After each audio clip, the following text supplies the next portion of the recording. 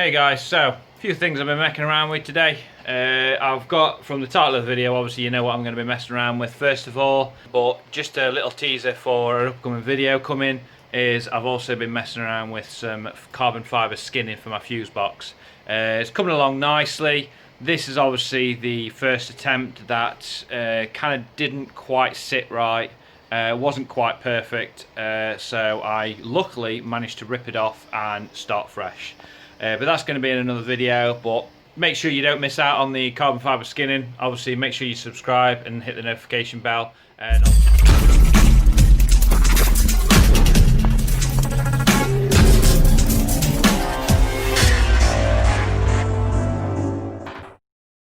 so, like the title of the video suggests, let's get on to the wheel studs. As you can see from the title of the video, I decided to treat myself.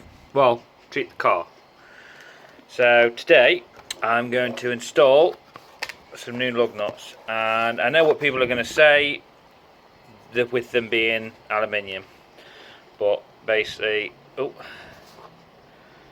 that's them there, Mishimoto's. They're made from a 7075 T6 grade aluminium, which is pretty strong. The torque spec of these, I believe, are more than 70, but no more than 85.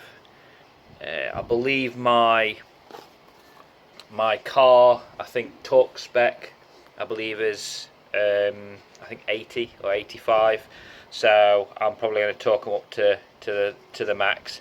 Obviously, you can't use any impact guns or anything like that. Wanting new tyres, then preferably you need to make sure they don't use any impact guns or anything like that. It all has to be hand tools.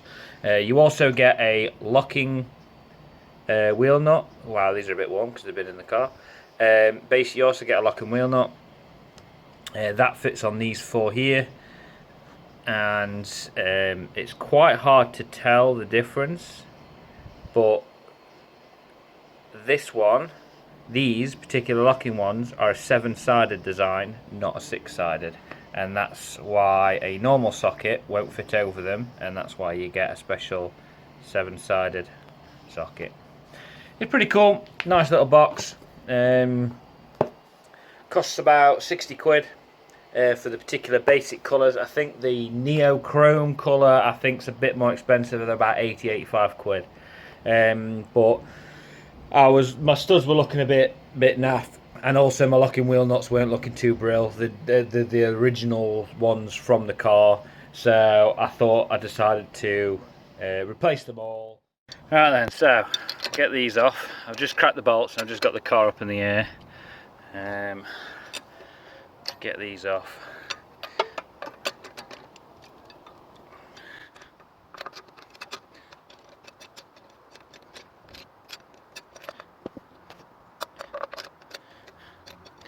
Yeah, I'll not do all four. I'll just do this one wheel. Everyone knows how to put lug studs on. But I'll show you the... once I got these off, I'll pick it back up when I'm starting to put the new ones on. As well as I'm going to check... Yeah, so I'm going to check my spacers that I put on the other month to make sure they're torqued up still okay while I've got the wheel off. Get back to it. Alright guys, I thought, just for curiosity, I thought I would actually weigh them. So I'm just zeroing out my, if it focuses, yep, and I will place these all on the scale. So there is 300 and just shy of 335 grams. Right then, so the aluminium ones, and I'm just trying to orientate them pretty much the same. Right, so that's 136.5 grams. So that is a good bit lighter. Crazy.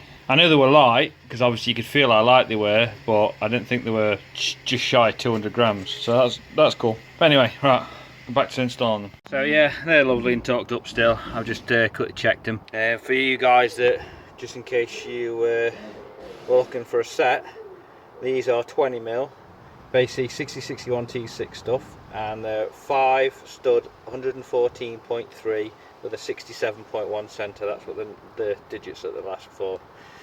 But yeah, they just make the car look a lot better. As you can see, it just sits. Obviously I've got major ride height because I've got it on a jack and the chassis is quite stiff. But it just sits comfortably. You can get away with 25mm, but if you're running a little low, then I'd be careful, because obviously you will start to rub if you're a bit too low. I've just got them on now. I've not tightened them fully up. Obviously that's the key. It's quite hard sometimes to notice. You need to count the faces on the actual studs just to know which one it is, but obviously I've been putting the first one as a locking nut, or as a weird kind of odd one, at the top, so I know where it is. Yeah, they're a 19mm socket, which is really handy, because that means now my studs are 19mm and so are my spacers 19mm, so it kind of falls pretty nice. So I'm just little by little make sure the wheel's straight. I've got my torque wrench set, it's in Newton meters. I've got it set at 100, I think it's 110 I've got it set at, which is in between 80 and 85 foot-pounds of torque. Should be more than enough. They seem fine. They do sit in a bit further in due to the faces. If you look at the face of that, hang on, I'll see if I can. I don't think I've put them on the top of the tyre.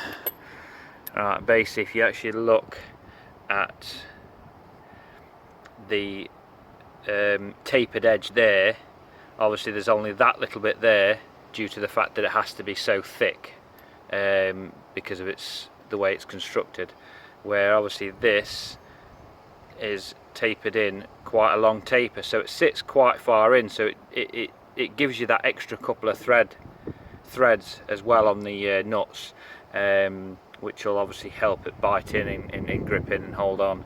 But as far as I'm aware, as long as you tighten them up to spec, you're not using a rattle gun or a pneumatic gun, and you don't over torque them, they'll work just as well as others.